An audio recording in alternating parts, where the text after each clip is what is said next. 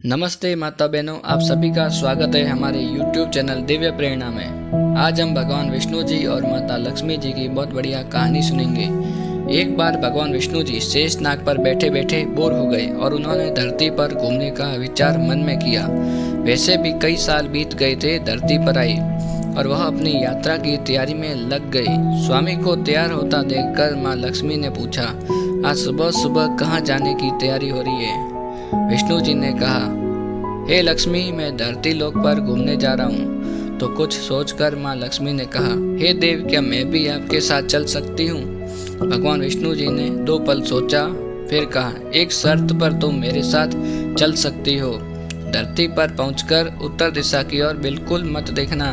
इसके साथ ही माता लक्ष्मी ने हाँ कह के अपनी बात मनवा ली और सुबह सुबह माँ लक्ष्मी और भगवान विष्णु जी धरती पर पहुंच गए।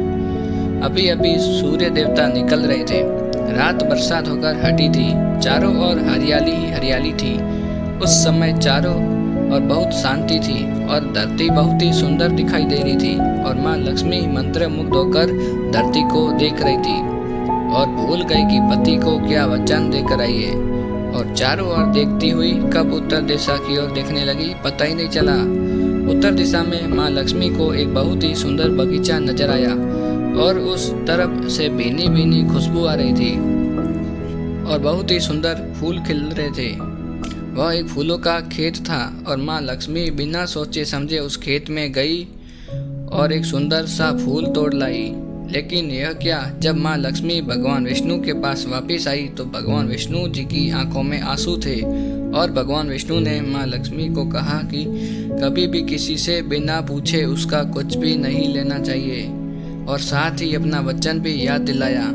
माँ लक्ष्मी को अपनी भूल का पता चला तो उन्होंने भगवान विष्णु से इस भूल की माफ़ी मांगी। तो भगवान विष्णु ने कहा कि तुमने जो भूल की है उसकी सजा तो तुम्हें जरूर मिलेगी।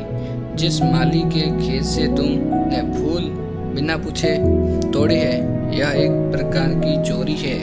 इसलिए अब तुम 3 साल तक मालिक के घर नौकर बनकर रहो। उसके बाद मैं तुम्हें वैकुंठ में वापस बुलाऊंगा।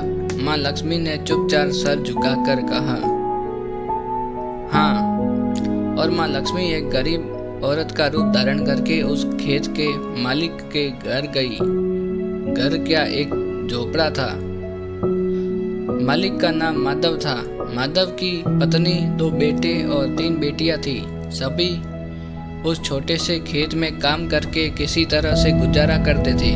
माँ लक्ष्मी जब एक साधारण और गरीब औरत बनकर जब माधव के झोपड़े पर गई तो माधव ने पूछा, बहन तुम कौन हो और इस समय तुम्हें क्या चाहिए?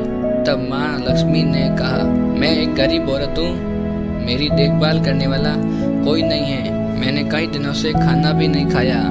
मुझे कोई भी काम दे दो, साथ ही मैं तुम्हारे घर का काम भी कर दिया करूँगी। बस मुझे अपने घर में एक कोने का आसरा दे दो। माधव बहुत ही अच्छे दिल का मालिक था। उसे दया आ गई, लेकिन उसने कहा, बहन मैं तो बहुत ही गरीब हूँ, मेरी कमाई से मेरे घर का खर्च भी मुश्किल से चलता है। लेकिन अगर मेरी 3 की जगह 4 बेटियां होती तो भी मैंने गुजारा करना था। अगर तुम मेरी बेटी बनकर जैसा रूखा सूखा खाना हम खाते हैं वैसा तुम खाकर खुश रह सकती हो तो मेरी बेटी बनकर अंदर आ जाओ। माधव ने माँ लक्ष्मी को अपने झोपड़े में शरण दे दी और माँ लक्ष्मी 3 साल उस माधव के घर पर नौकरानी बनकर रही। जिस दिन माँ लक्ष्मी माधव के घर आई थी उससे दूसरे दिन ही माधव को इतनी आमदनी हुई फूलों से कि शाम को एक गाय खरीद ली। फिर धीरे धीरे माधव ने काफ़ी ज़मीन खरीद ली और सबके लिए अच्छे अच्छे कपड़े भी बनवा लिए और बेटियां और पत्नी ने गहने भी बनवा लिए और अब मकान भी बहुत बड़ा बनवा लिया था।